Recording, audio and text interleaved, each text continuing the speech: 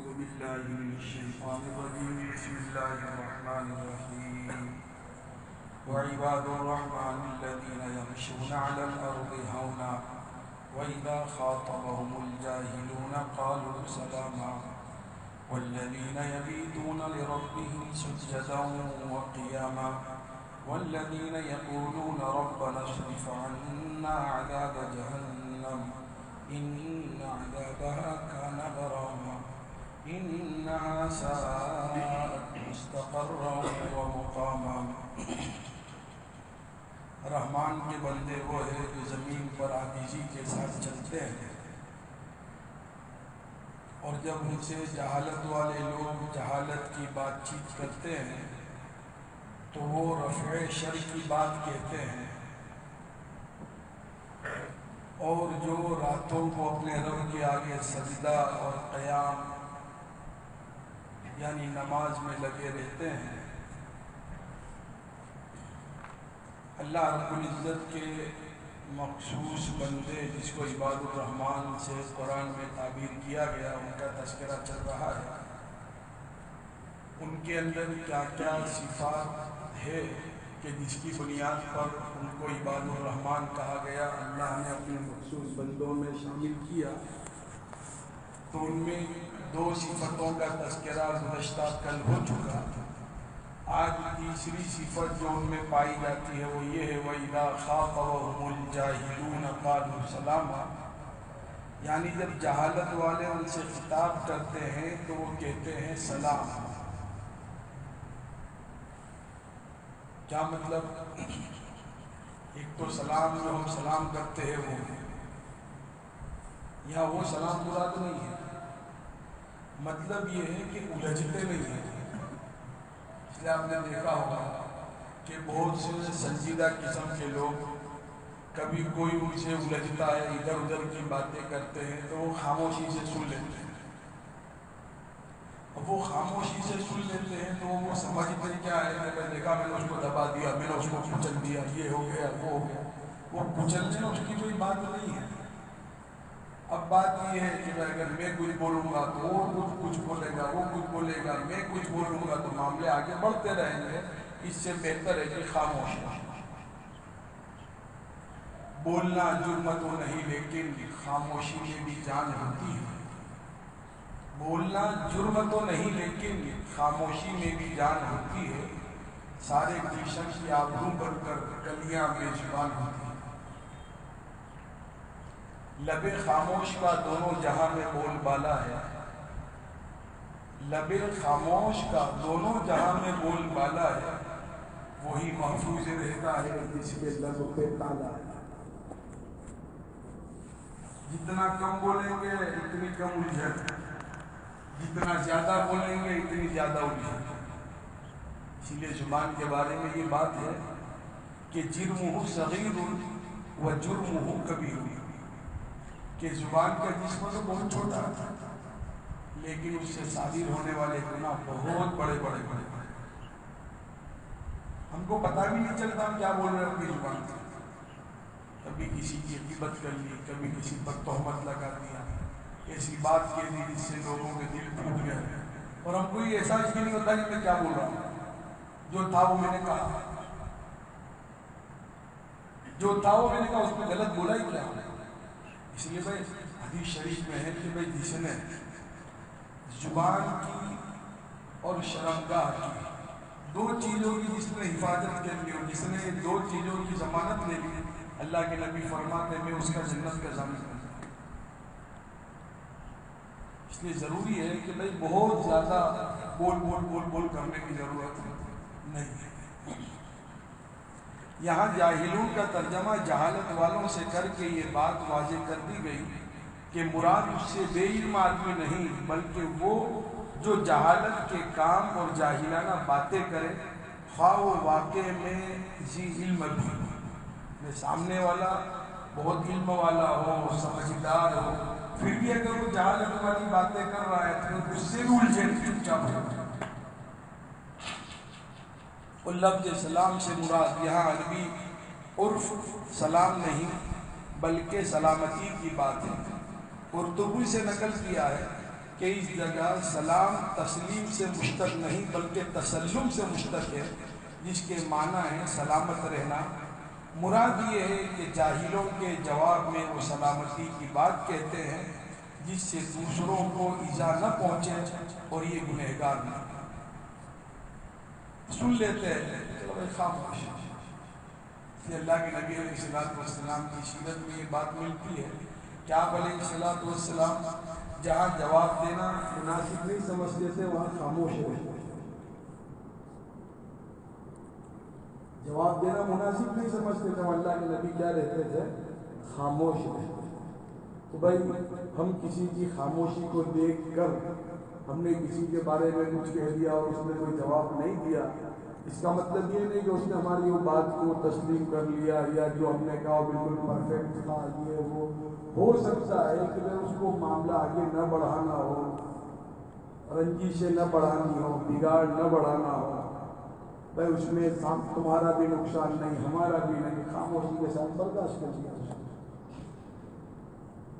یہی تفسیر حضرت مجاہد وغیرہ سے منقول ہے۔ حاصل یہ ہے کہ بے وقوف جاہلانہ باتیں کرنے والوں سے یہ حضرات انتقامی معاملہ نہیں کرتے۔ اس نے ایسا بولا تو میں ایسا بولوں گا۔ ویر ویر تھی نہ شرم، ویر اویر تھی شرم، ویر ویر تھی نہ شرم، ویر اویر تھی شرم۔ بدلے کی بھاونا یہ نبوی نعرہ نہیں ہے۔ لا تثریب علیکم اليوم یہ نبوی نعرہ ہے۔ فتح مکہ کے بعد الیوم یوم الملحمہ کسی نے اعلان کر دیا اس موقع پر، کیا تو کاٹن کاٹی کا دن ہے، تو ہم نے بالکل وین ہو گئے۔ اللہ کے نبی نے فرمایا نہیں، الیوم یوم المرحمہ، آج کا دن رحم و کرم کا دن ہے۔ انتقام بدلہ لینا، دیکھیے ایک یہ کہ ہم بدلہ لیں اور ایک یہ کہ اللہ پہ چھوڑ دیں۔ ایک موقع پر حضرت ابوبکر صدیق رضی اللہ تعالیٰ عنہ ان کو ایک صاحب کچھ برا بھلا کہہ رہے تھے، حضرت ابوبکر خاموش، اللہ کے نبی علیہ السلام مسکراتے ہیں۔ پھر ابوبکر صدیق رضی اللہ تعالیٰ عنہ نے جواب میں کچھ کہا، اللہ کے نبی کے چہرے کا رنگ بدل گیا۔ ابوبکر صدیق نے فرمایا یا رسول اللہ صلی اللہ علیہ وسلم، وہ جب مجھے کچھ برا بھلا کہہ رہا تھا آپ ہنس رہے تھے اور میں نے اس جوابی کارروائی کی اور میں بولنے لگا تو آپ کے چہرے کا رنگ بدل گیا۔ اور اللہ کے نبی علیہ السلام نے فرمایا ابوبکر جب وہ تجھے برا بھلا کہہ رہا تھا تو اللہ رب العزت کی طرف سے اس کو جواب دیا جا رہا تھا، اس لیے میں ہنستا تھا، اور جب تو نے بولنا شروع کیا تو وہ معاملہ بند ہو گیا، اس لیے میرے چہرے کا رنگ بدل گیا۔ سمجھ رہے؟ اس لیے بدلہ لینا کوئی کمال کی بات نہیں ہے، معاف کرنا یہ کمال کی بات ہے، اور اس زمانے میں بدلہ لینے کو کمال سمجھا جاتا ہے۔ یہ دور میں کیا ہے اپنے پہ کم تھوڑی ہے، جو ایک ایک باتیں اسٹائل جو دیکھو نا یہ تو میں یوں، بدلہ لینا یہ کمال کی بات نہیں ہے، معاف کرنا برداشت کرنا یہ کمال کی بات ہے۔ اور چوتھی صفت اللہ کے مخصوص بندوں کی یہ ہے والذین یبیتون لربہم سجدا وقیاما۔ اب بھائی جو یہ تیسری صفت ہے، بھائی لوگوں سے الجھتے رہنا، بھائی اس سے اپنے آپ کو بچانا ہے۔ اگر کسی نے کوئی کچھ کہہ بھی دیا تو یہ نہیں کہ وَأُفَوِّضُ أَمْرِي إِلَى اللَّهِ، تو سامنے جوابی کارروائی کریں گے کوئی مطلب نہیں رہے گا، شیطان اپنا کام کرے گا۔ چوتھی صفت وَالَّذِينَ يَبِيتُونَ لِرَبِّهِمْ سُجَّدًا وَقِيَامًا، رحمان کے بندے وہ ہیں جو رات گزارتے ہیں اپنے رب کے سامنے سجدہ کرتے ہوئے اور قیام کرتے ہیں۔ عبادت میں شب بیداری کا ذکر خصوصیت سے اس لیے کیا گیا کہ یہ وقت سونے آرام کرنے کا ہے، اس میں نماز و عبادت کے لیے کھڑا ہونا خاص مشقت بھی ہے اور اس میں ریا اور نمود کے خطرات بھی نہیں ہیں۔ منشا یہ ہے کہ ان کا لیل و نہار اللہ کی طاعت میں مشغول ہے، دن کو تعلیم و تبلیغ وغیرہ کے کام میں، رات کو اللہ کے سامنے عبادت گزاری کرنا ہے۔ تہجد کی نماز کی حدیث میں بڑی فضیلت آئی ہے۔ ترمذی نے حضرت ابو امامہ رضی اللہ تعالیٰ عنہ سے روایت کیا کہ رسول اللہ صلی اللہ علیہ وسلم نے فرمایا، قیام اللیل یعنی تہجد کی پابندی کرو، کیونکہ وہ تم سے پہلے بھی سب نیک بندوں کی عادت رہی ہے، اور وہ اللہ تعالیٰ سے تم کو قریب کرنے والی اور گناہوں کا کفارہ ہے اور گناہوں سے روکنے والی چیز ہے۔ تو اللہ کے مخصوص بندے، ان کی رات کیسے کٹتی ہے؟ قیام میں، رکوع سجدے میں۔ اب دیکھیے، اب 5 وقت نماز ہم پڑھ رہے ہیں، ایک ذمہ داری ہے پر ہم پڑھ رہے ہیں۔ اب یہ رات کی نماز اللہ کو نوافل میں بہت پسند ہے، کیونکہ بیوی بھی پاس میں ہے، نیند کا تقاضا بھی ہے، اور اس وقت اللہ کی محبت میں کھڑا ہوا۔ اسی لیے کسی نے عجیب اشعار کہا ہے، شام ہوتے ہی چراغوں کو بجھا دیتا ہوں، شام ہوتے ہی میں چراغوں کو بجھا دیتا ہوں، الہی میرا دل ہی کافی ہے تیری یاد میں چلنے کے۔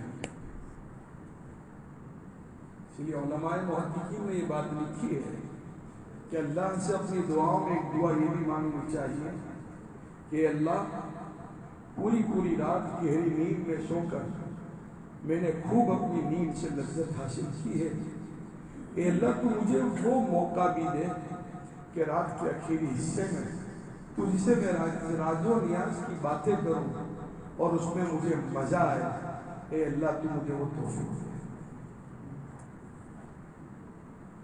ابھی بھی بعض اللہ والے ایسے جو مشکل سے 1-1.5 گھنٹہ رات میں سوتے ہیں، بعض ایسے پوری زندگی پر 2:30-3 بجے اٹھنے کا ان کا معمول ہے، پوری زندگی، چاہے گرمی کی رات ہو، سردی کی رات ہو۔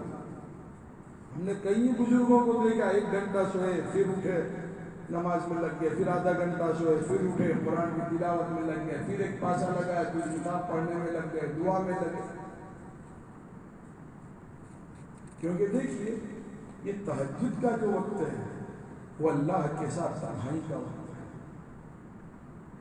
بھائی کسی کو کسی ملک کے پی ایم سی ایم اس سے تنہائی میں بات کرنے کا موقع ملے تو اس کی خوشی کی انتہا نہیں، اور ایسے ویسے شخص کو تنہائی کے میں کسی منسٹر سے بات کرنے کا موقع نہیں ملتا جب تک اس سے تعلق نہیں بنتا۔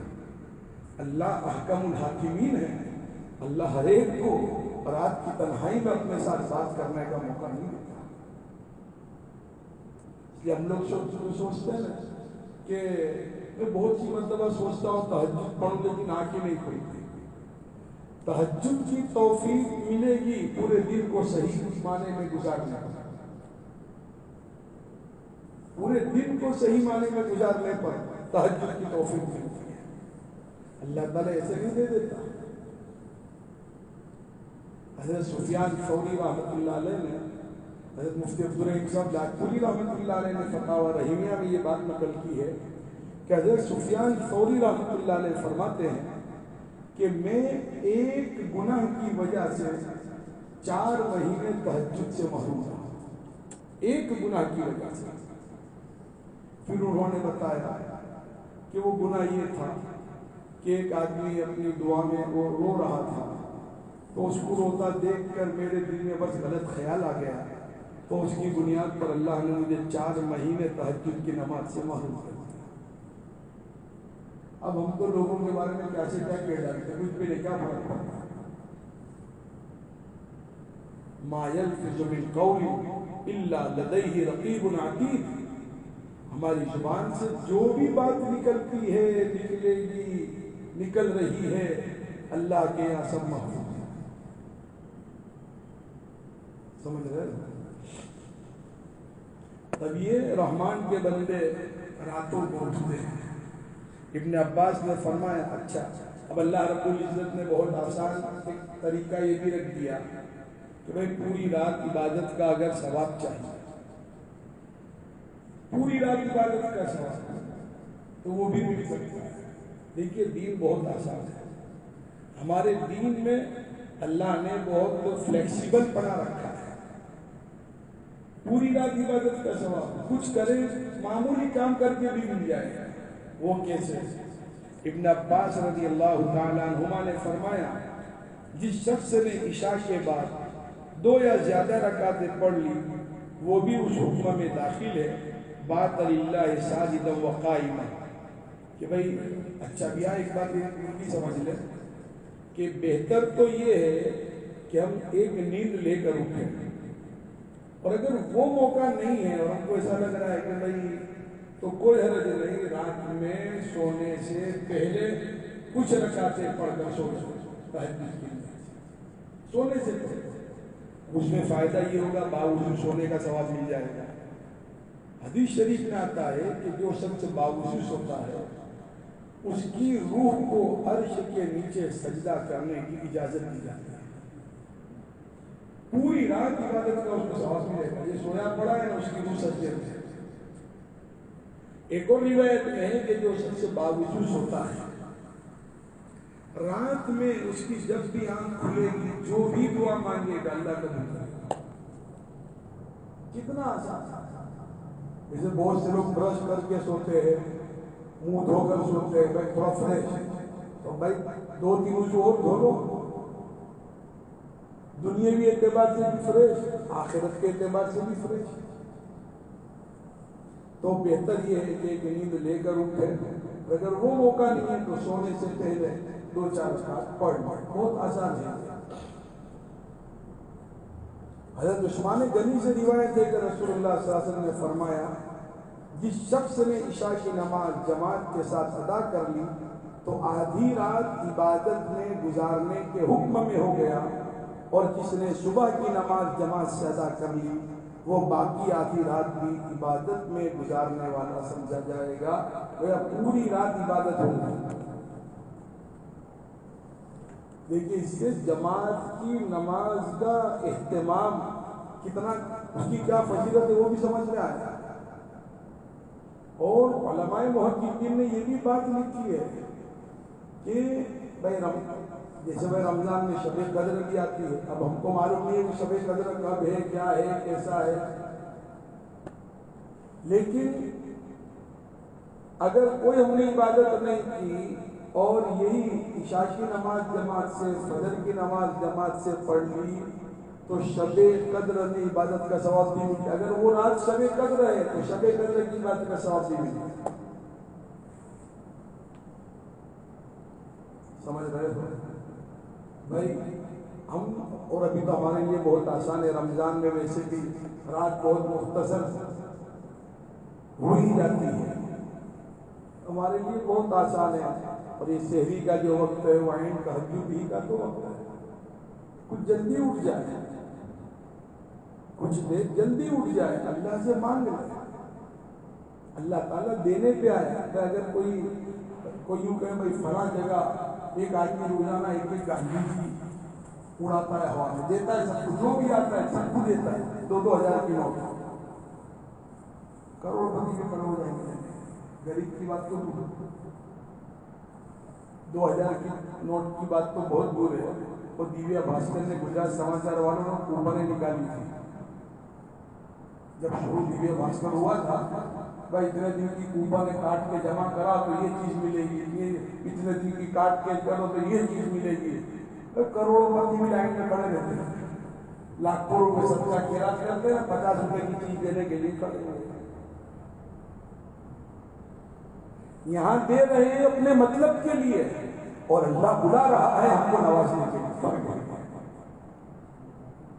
وہ ان کا کاروبار چلانے کے لیے کر رہے ہیں، اللہ کا کوئی کاروبار نہیں۔ لم یلد ولم یولد، اللہ کی ذات صمد ہے، اور صمد کی تفسیر میں یہ بات ہے لا جوف لہ، جس کا پیٹ نہیں ہے، اللہ کا پیٹ نہیں ہے۔ مسائل پیٹ کی بنیاد پہ کھڑے ہوئے ہیں۔ تو دنیا والے تو جو کچھ بھی کر رہے ہیں وہ تو ان کی کچھ نہ کچھ لالچ ہوتی ہے، اللہ کی کوئی لالچ نہیں۔ تو ابھی رمضان کا مہینہ ہے، بہت آسان ہے تہجد میں اٹھنا ہمارے لیے، شہری کے وقت تو اٹھ ہی رہے ہیں، کچھ جلدی اٹھ جائے، اللہ سے مانگ لے، جو مانگنا ہے مانگ لے خدا سے اکبر، یہ وہ در ہے جہاں آبرو نہیں ہے۔ کہنے کو تو شاہ سب ہے، مہاراج ہے سب، مالک دولت کے مالک کے تاج ہے سب، لیکن کھولو جو چشم تحقیق اکبر، بے بس ہے سب، خدا کے محتاج ہے سب۔ کسی کا کچھ نہیں آتا، اور یہ کورونا میں دیکھ لیا بھائی، ہر ایک نے بالکل سب سرنڈر ہو گئے کہ بھائی ہمارے بس میں کچھ بھی نہیں۔ پانچویں صفت میں نیت کروں انشاءاللہ تہجد کا اہتمام کریں، فرائض کا بھی اہتمام کریں گے، نوافل کے بھی اپنے آپ کو کھڑا کریں گے۔ اب یہاں تہجد کی جب بات چلی تو دیگر نوافل کے بارے میں، خاص طور پر مغرب میں جو اوابین پڑھتے ہیں تو اس کے بارے میں آپ کو بتلا دوں۔ بھائی دیکھیے، رمضان میں تو ہمیں تمام نوافل کا اہتمام کرنا چاہیے، پھر بھی اگر کسی کوئی طبیعت ٹھیک نہیں ہے، کچھ معاملہ ہے، کوئی حرج نہیں، تو اکیلی درجے میں بھائی 2 سنت، 2 نفل اور 2 رکعت ہم لوگ پڑھ لیں اوابین کے لیے۔ فقہاء نے لکھا ہے کہ 6 رکعت اوابین کا ثواب مل جائے گا۔ تھوڑا تو کرے ہم لوگ، تھوڑا تو اپنے اوپر بوجھ بولے، نیت کرتے کریں گے۔ پانچویں صفت یہ ہے والذین یقولون ربنا اصرف عنا عذاب جہنم، اللہ اکبر۔ یہ مقبولین بارگاہ شب و روز عبادت و اطاعت میں مصروف رہنے کے باوجود بے خوف ہو کر نہیں بیٹھے، راتوں کی عبادت بھی کر رہے، اپنی زبان کو بھی کنٹرول میں رکھ رہے، نرمی کے ساتھ بات چیت بھی ہو رہی ہے، اللہ کے حق کو بھی ادا کر رہے، بندوں کی راحت کا بھی خیال کر رہے، اس کے باوجود کہتے ہیں اللہ کو جہنم سے بچا۔ یعنی سب کچھ کرنے کے بعد بھی جہنم کا ڈر۔ حضرت والا حضرت رحمت اللہ علیہ نے عجیب بات لکھی ہے، ہمارے گھر میں مہمان آتے ہیں تو ہم مہمان کو اچھا خاصا کھلاتے ہیں، طرح طرح کی نعمتیں دیتے ہیں، کبھی کچھ دیا دے دیا، پھر بھی جاتے جاتے کیا کہتے ہیں کہ بھائی معاف کرنا، جیسی خدمت کرنی چاہیے ایسی خدمت نہیں، اچھے سے اچھا کھلایا پھر بھی معافی مانگ رہے ہیں۔ حضرت فرماتے ہیں کہ عجیب حال ہے ہمارا، مہمان کو سب کچھ کھلانے پلانے کے بعد بھی معافی مانگ رہے ہیں، اور اللہ کی نافرمانی کرنے کے بعد بھی معافی نہیں مانگ رہے، یہاں کر کے بھی مانگ رہے ہیں معافی، لے دے کے بھی معافی مانگ رہے ہیں، اور اللہ کی نافرمانی کے بعد بھی ہم لوگ معافی نہیں مانگتے، بلکہ یہ لوگ ہر وقت خدا کا خوف اور آخرت کی فکر رکھتے ہیں، جس کے لیے عملی کوشش بھی جاری رہتی ہے اور اللہ تعالیٰ سے دعا ہے۔ لیکن دونوں عمل بھی کرتے ہیں اور دعا بھی کرتے ہیں۔ یہاں پر جب بدر کے موقع پر نبی علیہ السلام نے حضرات صحابہ کرام کو میدان میں اتارا اور خود دعا میں لگے۔ محدثین نے یہ بات لکھی ہے کہ اس میں اشارہ یہ ہے کہ ہم لوگ عمل کو اختیار کر کے دعا سے بے نیاز نہیں ہو سکتے، یا دعا کو اختیار کر کے عمل سے بے نیاز نہیں ہو سکتے، دونوں کو ساتھ میں کرنا پڑتا ہے۔ عمل اور دعا دونوں کو کیا کرنا پڑے گا؟ ساتھ میں کرنا پڑے گا۔ ہمارا حال کیا ہے؟ ہم نے دنیا کا پورا معاملہ عمل اور کام کے حوالے کر دیا، اور دین کا پورا معاملہ دعاؤں کے حوالے کر دیا۔ بس دعا کرو، میں تھوڑا نماز پڑھوں گا انشاءاللہ، تم دعا کرو بس، میں تو گھر پہ بیٹھے رہوں، دعا کریں گے تیری دکان چلے گی، تو کھانا مت کھا، دعا کرے گا تیرا پیٹ بھرے گا، تو شادی مت کر، دعا کریں گے تیرے بچے ہو جائیں گے۔ بولے نہیں یار، بات تو برابر ہے، اگر مگر، اگرچہ کی روٹی مگرچہ کی دال، چنانچہ کی چٹنی بڑی مزیدار۔ یا تو بولتے نہیں، تھوڑا ہاتھ پہ بھی کیا کرنے پڑے، مارنے پڑے، جنت کے لیے اللہ برابر پڑو رہی میں، اب اپنے کیا کر سکتا ہے اللہ رب العزت یہ صفات ہماری زندگیوں میں پیدا فرمائے۔ انشاءاللہ جو چھٹی صفت ہے وآئندہ سبحان اللہ وبحمدہ سبحانک اللہم وبحمدک ونشہد ان لا الہ الا انت نستغفرک ونتوب الیک۔ بھائی عبدالستار بھائی پٹیل کی طبیعت زیادہ خراب ہے، وینٹیلیٹر پر رکھے ہوئے ہیں، دعا کریں اللہ تعالیٰ عافیت اور صحت کو مقدر فرمائے۔